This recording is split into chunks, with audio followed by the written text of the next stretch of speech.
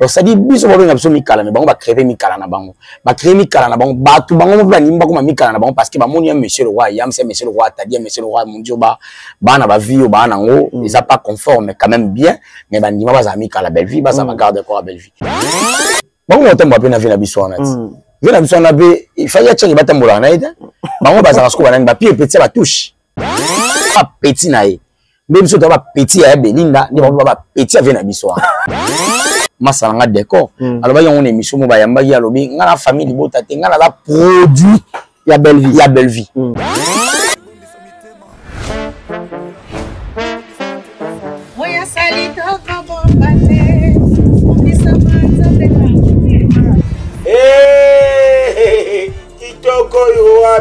Shalom frères et sœurs dans le Seigneur, l'orphelinat Avida organise le 12 juillet 2025 une grande journée d'action de grâce.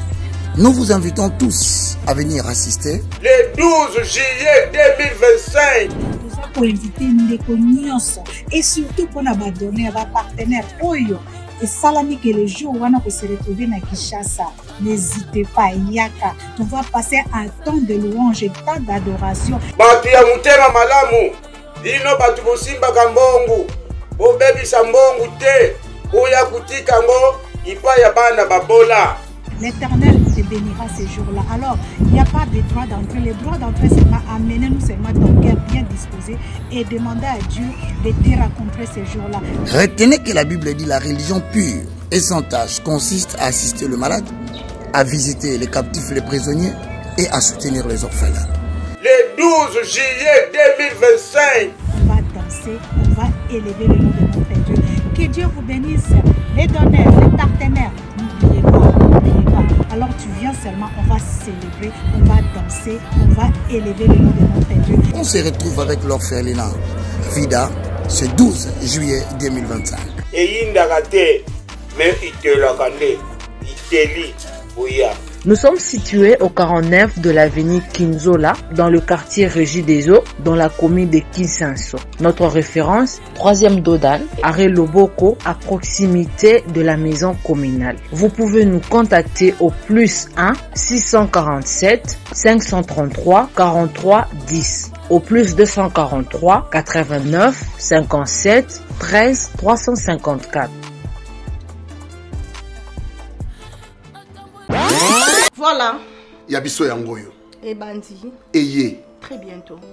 Très bientôt, donc le 7 juin 2025. La Belgique. Na Belgique. Événement, un grand événement de charité, de fraternité, avec la fondation ISD. Soirée de charité.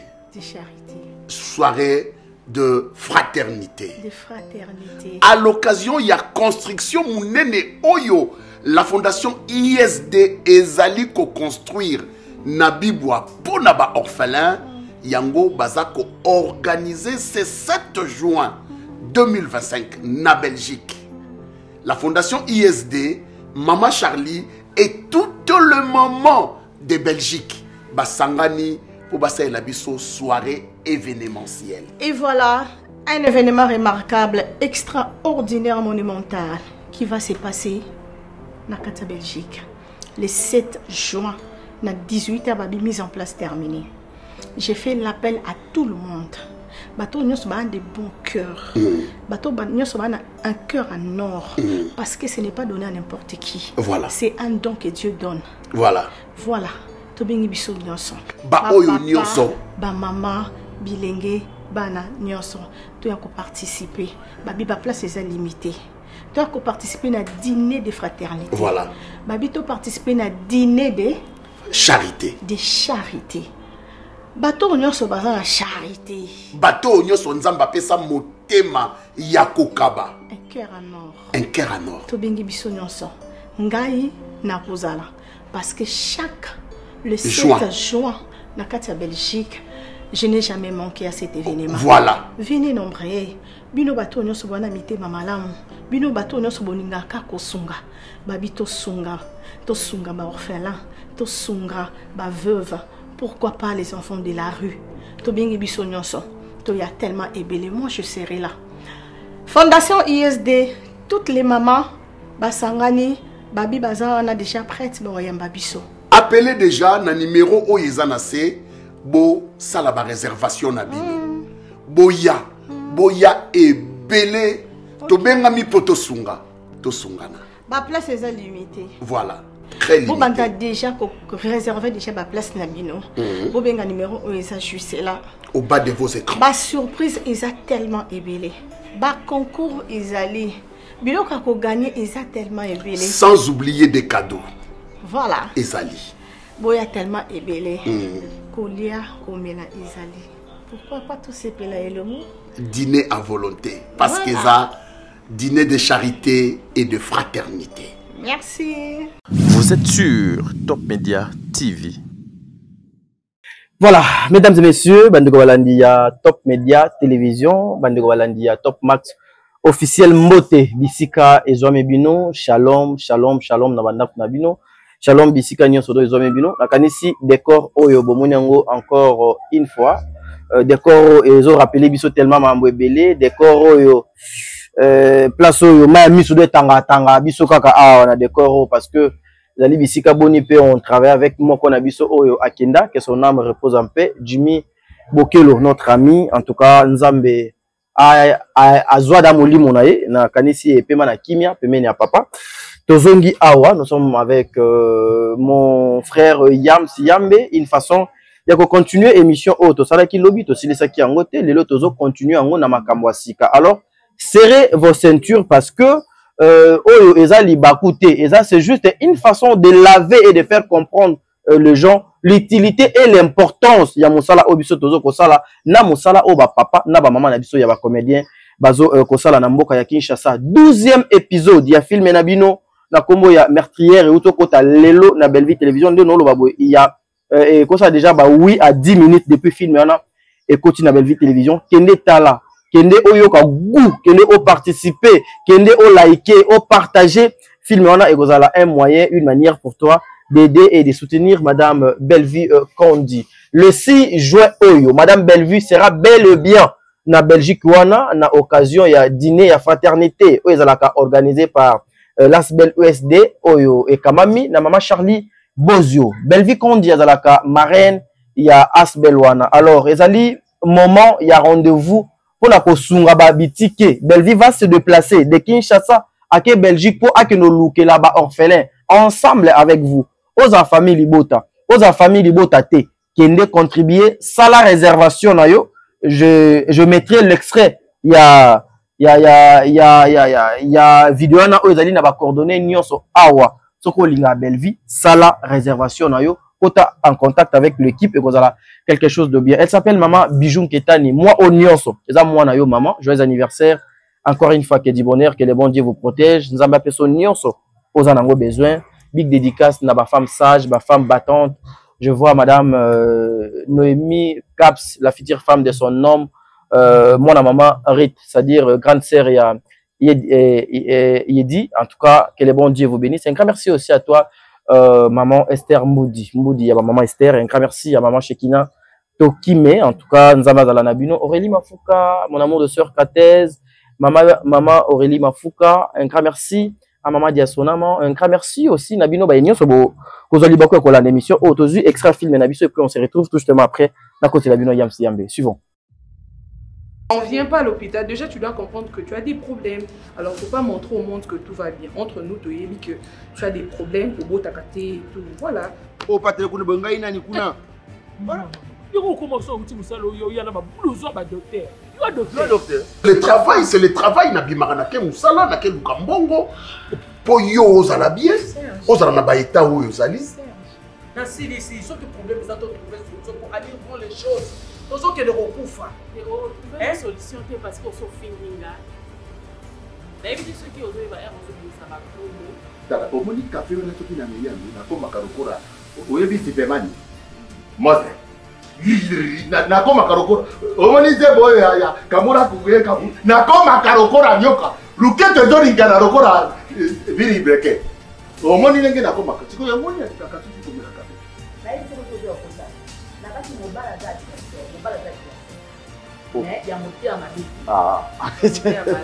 Donc voilà, terrain, mon beau terrain, voilà monté à ma vie. Mais bozo bunda. Yakana, tu connais un ataron, na mera café, you fan, quand tu fais une gana zo mera café. Au moins la peine mon tita mon corps au corps à tsinka yazia. Ya oibi tsinka ya mate bele. Maman, elle qui boit it. Via et puis ezala na kati avion, ba tu ba ko terate. Piscine eza na kati, ko sokoliza na kati. Maman, makambo osala kuna muto oyeba te. Eza suka kuna ezala ka couple mabale sala en avion. C'est faux. Maman, est-ce que tu fais exprès de ne pas comprendre son fille? Donc, finga le mot aussi. Non, non.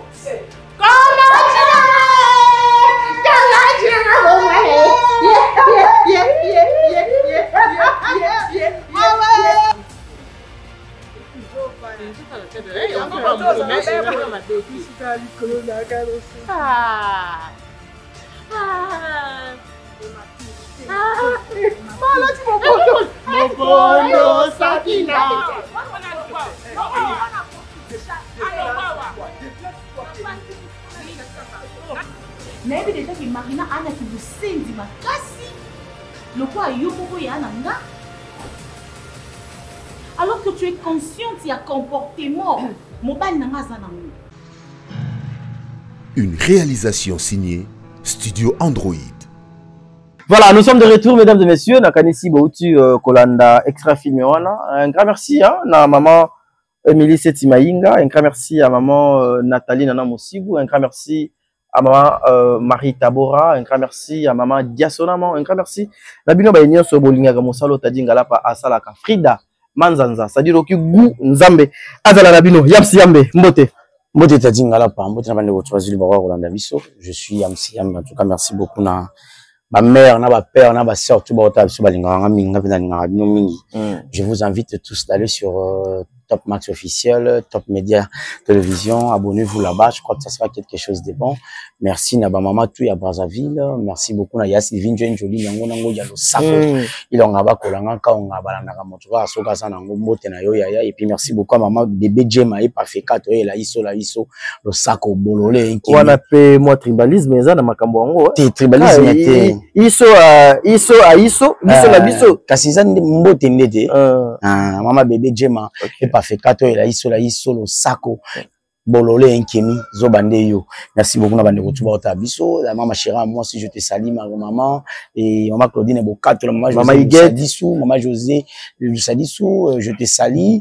Un grand merci à Gisèle Choc à capacité à corpulence. Un grand merci à maman Iguette Nsimbou. Merci beaucoup à maman Marie Tabora l'impératrice, maman Diasona Malbertine, maman Émilie Setimaïnga, je te salue. Il y a maman Kater, je te salue. Il y a Aurélie Mafouka, ya bato papa Diama, abondance na abondance, je te salue. Bola Moleki Ebele, maman Mitadina, je te salue. Et ça n'a pas été maman Lili, le Sénat Mingi et monsieur Bandi. Et Bandi, Yamsi Yambe. Ouais. Mon colonel, on est au Kotambola Ndengene. Ouais, mon colonel, ça va. Mon ça va. Par la grâce de Dieu. Maman Madrid n'a pas si bien beauté. Et puis n'a pas si beauté par maman Véro Balissa. Voilà. Ça va. Yamsi Yambe avec. Maman Linda depuis Brazzaville, je te salue. Maman Linda aussi, ouais. Maman Linda, en tout cas, Tozala Zala, Maman Linda, souvent, lorsque Tozali na Brazzaville, c'est une maman, on doit t'y sauter. Mais Yamsi Yambe, d'abord, l'évolution. Il y a Moussala, il y a Yamsi Yambe sur le plan professionnel. Et au Kotambola Boni.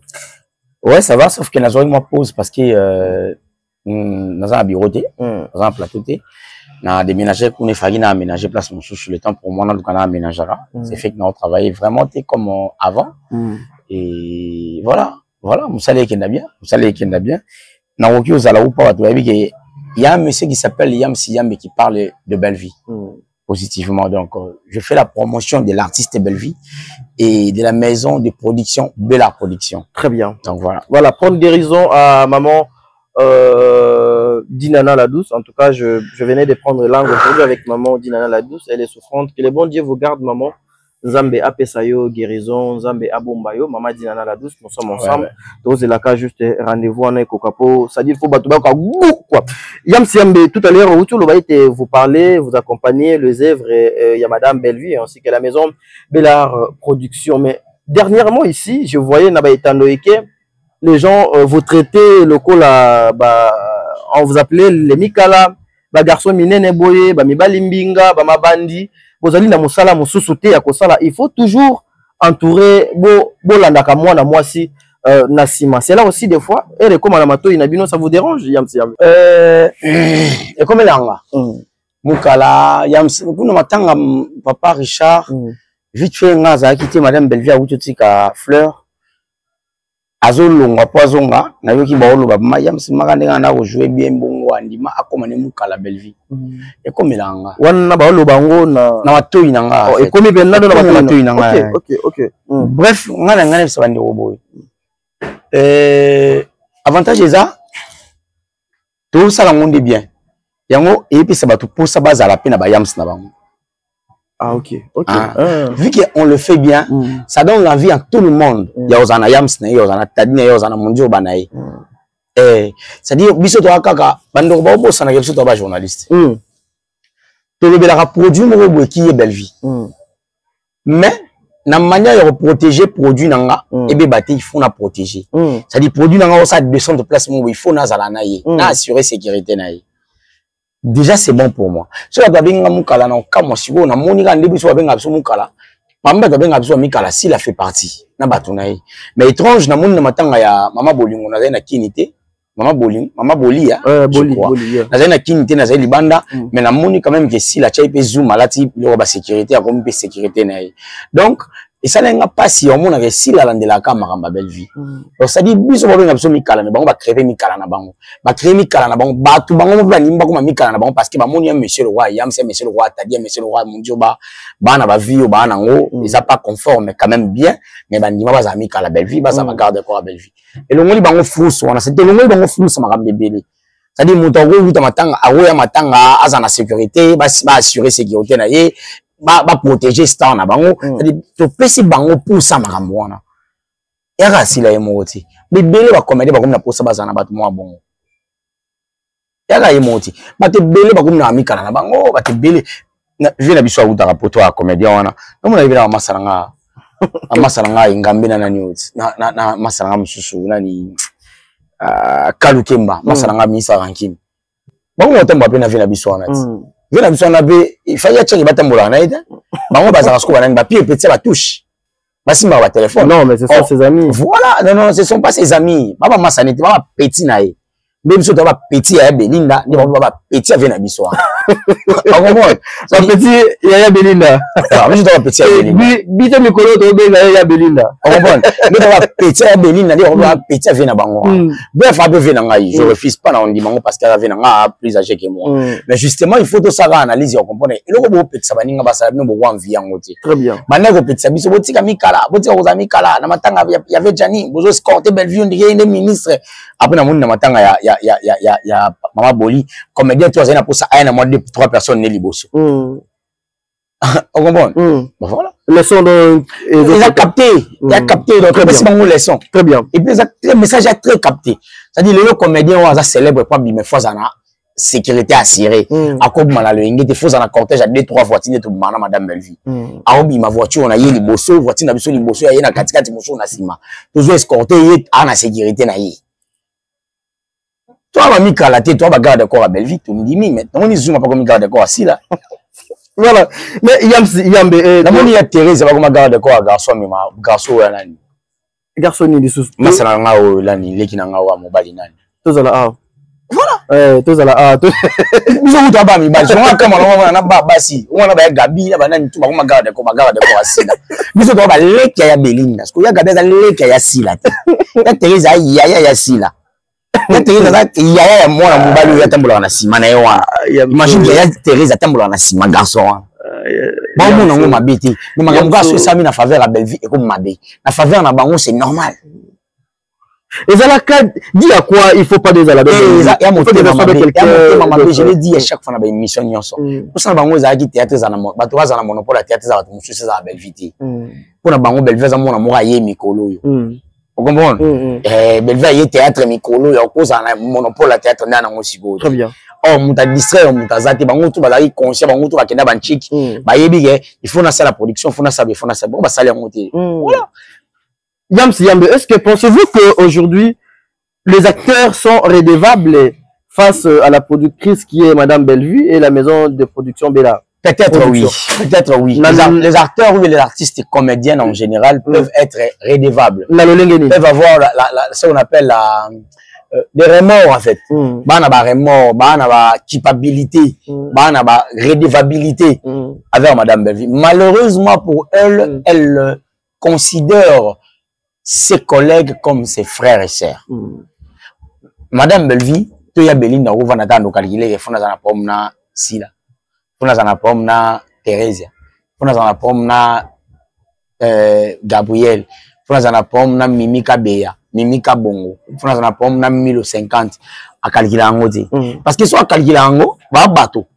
Entre nous to tongana. On comprend? Ouais, mais tu as des journalistes de Fandi, tu as des journalistes. Tant que tongana, ça peut être sûr que comme elle appelle Madame Belleville. Mais au moins, on a bien ici, Mimika Bongo a joué. Il y a un peu tongana. Mais au tchèque, n'a problème n'a été yé nanga le way 5 sabiso ya boulot. Mais bango va tchèque le way 5 sabon Madame Belleville ezali guerre ya sila na Belleville. Donc concurrence loyale pour ne pas dire guerre pardon parce que Belleville avait la guerre on a silaté. Concurrence loyale au ya sila na Belleville ba nango malheureusement pas sila la loyauté heureusement pour sila ezali combat agressif.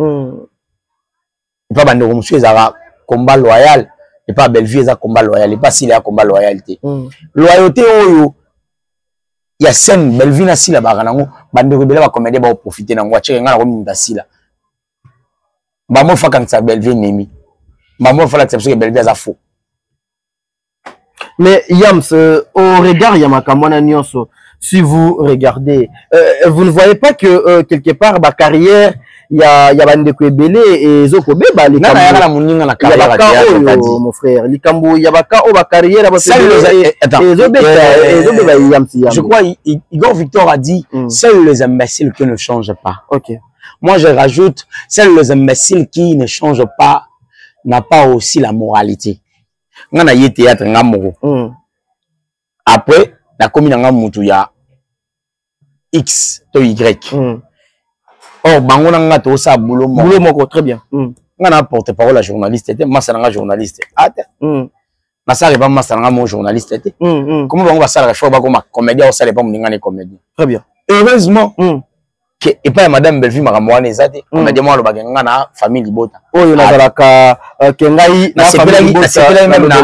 Même na réaction ya jeune frère nanga masanga décor. Alors ba yon émission mo ba yamba ya lobi nga na famille Libota te nga la produit ya Belleville. C'est-à-dire aboyi cause à la famille Libota parce qu'il aboyi cause à la tendance. Très bien. Animi ya loba nga na produit ya Belleville na internet motabi misinga c'est Belleville. On comprend? Donc moi j'adopte, j'accepte, j'admire réflexe il y a décor ya loba nga na produit ya famille Libota te na produit ya Belleville. Ya Belleville très bien. Mais lelo yo ba comédie bele ba Abakouk. Fier d'être Abakouk. Ba changer pe na ba kombo mona azui kombo tata moi si la bis. Akoma tata moi si bisalu. Oka Thérèse koma tata nani mama kulutu bisalu ya kabia koma Gabriel alonga bolemba koma Gabriel bisalu oka baba c'est belé bref na bit moko eza ko flatter si la kwa chaba ngona casting or si la mutachaba na casting de mutachaba to na casting avec na biso pasteur Lumbu vena ngai so yete ya lule donc si la faut décider ngande chelanga pe nanyo ya chelanga pe nanyo. Mais il a flatté au monde à Gabriel a commis Bisalou, Thérèse a commis Bisalou, Tendance a commis Bisalou, Zoom a commis Bisalou. Bref, on est sur bande des insensés, on a commis Bisalou. La manière mongo quand on habite mongo, il a flatté mon amour, moi ça bat. Il n'est pas comprendre, non, peut-être qu'on va revenir, on a raison. Non, comprendre. Mais là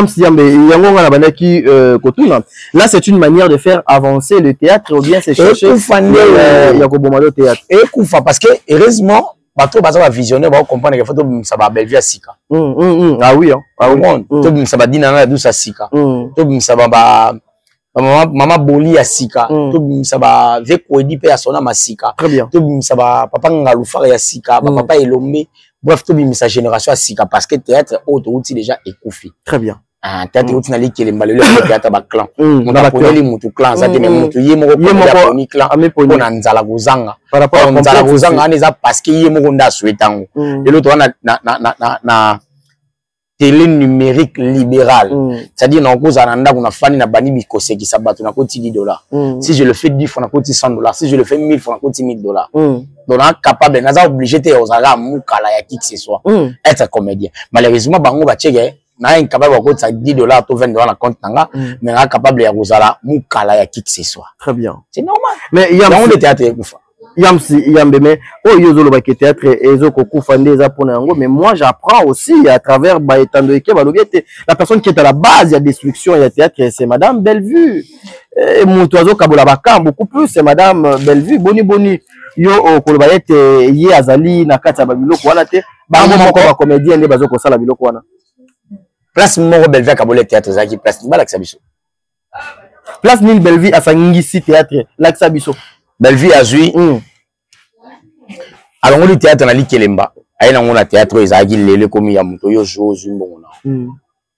Bellevue a sali effort yako longola théâtre ezala après 3 mois 2 mois de tourner producteur avant na poto ateki film azonge bino après 3 mois au vivre na monga mobile ya poto to na mwasi ya poto parmi ba sero ba sali théâtre longwana étape 1 c'est Bellevue. Très bien. Elle fait partie ba sero na biso ba exil ba dina na la douce ba sali effort wana ya longola théâtre na nazela mobile ya poto nazela mwasi ya poto parce que si tourner pas ya Bellevue aujourd'hui cacho a pesaka OK pas dina nos yeux a pesaka OK peut-être pas ya Cardozo Gécho aujourd'hui cacho ba pesaka so tourner 8 fois 9 ou 10 fois na moi na ba film na bango oko futa palais oko bomba pe atamo $700 ou $600 pour épargner et permettre aux gens tranquilles. Mais hier c'était pas comme ça. Il faut 3 mois pour tourner film on peut sortir $70 et puis va venir biso kala pour ne pas citer leur nom, peut-être ça va leur léser. Faut comprendre. Mais déjà il faut calculer à Ozela va payer ça $70 après 3 mois. Les lieux commis Ozela $800-900 000 na 1 mois. Au tourner va film belé aux yeux en haut au tient na banque au fouti par le sel maram. Très bien. Bellevue déjà a une évolution parmi bat une évolution Bellevue fait partie. Place nini Bellevue au Bouma théâtre exacté. Mais place nini ba comédien musuba au Bouma théâtre entre autres pour ne pas citer leur nom. Comédien il est simple à jouer panayo mais au tchèque il faut kabele bilamba au la sabat na caméra. Au tchèque comédien il jouer panayo il faut abina ba monene nga obina. Il faut comédien soit sisi tournage pas non boyamba et pour finir ba comédien mususu. C'est pour faire avancer ou bien c'est faux pour faire reculer. C'est trop grave. Voilà.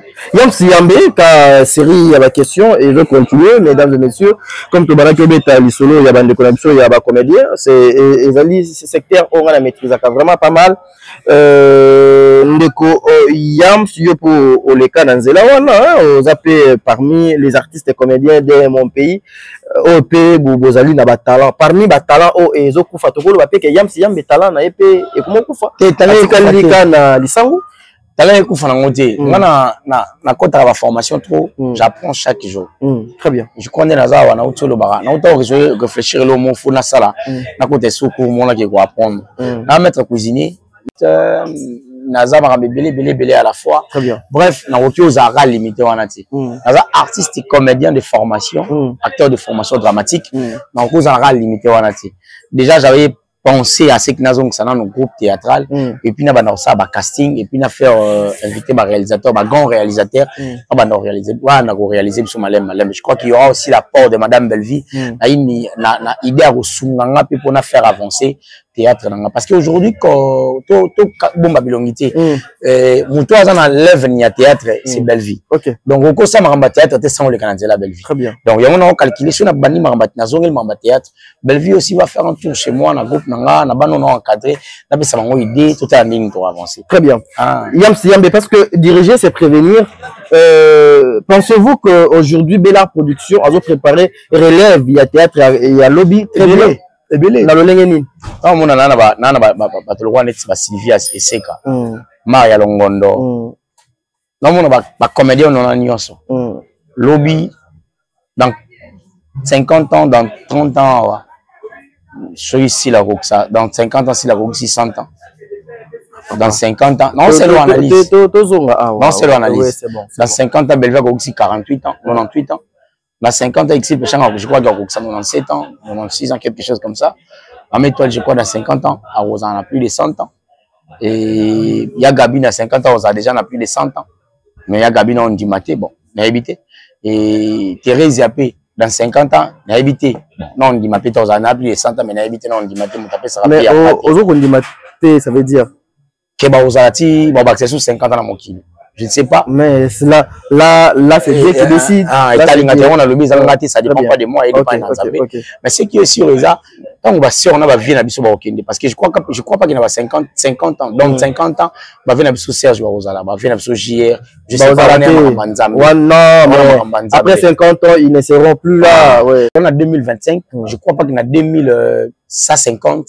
Bissou tout, peut-être ma grand monsieur, ma grand papa, ma grand-père, il y a pas en Bissou. On a biso théâtre éthique à Mabouk va Maria Sylvie c'est quand toi la je travaille avec leur patron paix à son âme. Je travaillais avec, en fait à l'époque il y avait concurrence, il y avait une concurrence royale qui régnait entre Belleville et si là biso tozaki wana tourner pour protéger Belleville. On va parler de ça comme ça, mais maintenant il faut penser banani ba otika na théâtre. C'est ça le problème. Otika na banani na théâtre. Totika na ba Aïda, totika na ba Déco, totika na ba Maria, totika na ba génération izoya bana biso ba oya ba tourner à tout pas Presley ba junior pas moi totika théâtre na maboka ba petit na petit tsoa zo jouer a jouer moi en classe ba Tegra, totika théâtre ba Tegra, totika théâtre ba petit tsoa jouer comme moi en classe Tegra comme Marie-Hélène, totika théâtre pas na bango. Il faut préparer l'élève. Mais qui le fait maintenant actuellement? C'est Madame Belleville. C'est ça le problème. Maintenant, on a relève à théâtre. Très bien. Heureusement que Madame Belleville a créé toute une génération qui va la remplacer demain après demain. Très bien. On accepte comme ça. Parce que Madame Dina, ça l'a déjà préparé l'élève. Madame Belleville, idem. Madame Mimi Kabea. En tout cas, je la salue. Douceur et Cardozo mis l'esprit aussi. On m'a tapé ça bien. Et Geshuspo, bref, voilà. Voilà. Mais Yamsi, est-ce que le lot Kobanga et Zateke après Fléau, il y a Bellevue et les autres théâtres et ça la chute Morobo est très libre parce que apparemment bannière solide Madame Bellevue peut-être certaines personnes vont supporter en côté. Après Fléau, parce que tu évites après Fléau, banani ba remplacer ba na Fléau asika. Bazate, banani ba na concurrence loyale Morobo Madame Bellevue za on a bandi on. Donc, moi je dirais comme ça. Après Fléau, monsieur ils allaient ati. Très bien. Donc, il y a un moni bango ba ou mais la trop na reine na bango parce que batu ba penser qu'on remplacer bango ba ati. Jusqu'à ce que bandeko ba ou ya malem pour espérer. Voilà. Voilà. Yamsi un dernier mot parce que le lot des Akika juste une émission il y a 30 petites minutes. Une façon il y a Koluka Kota. Moi je dirais relève vraiment et qu'on a assuré après ba maman Belleville comme du Kotika théâtre Mekolo Ezokoya. Relève Rosala. Moi, je souhaite assez que votre union soit sa confiance dans le théâtre. Sa confiance dans le théâtre. Sa confiance dans Madame Belleville. Sa confiance dans la génération et après, si on a besoin d'un chanteur. Très bien. Voilà. Voilà. Mesdames et messieurs, nous sommes arrivés à la fin de cette émission. En tout cas, vous supportez. Bien que Bissika Tozali, ils allaient vraiment malam au pénaté. Il y a beaucoup de bruit. Alors, on pouvait que vous faire cette vidéo. Il y a 30 petites minutes. Plateau déjà, ils ont mis Yamsiam et Aoutou ont déjà plateau. Là, quand avant la fin de cette semaine, déjà à la inauguration et les émissions vont commencer. Production et Kobanda et on a quelque chose de bien. Merci beaucoup.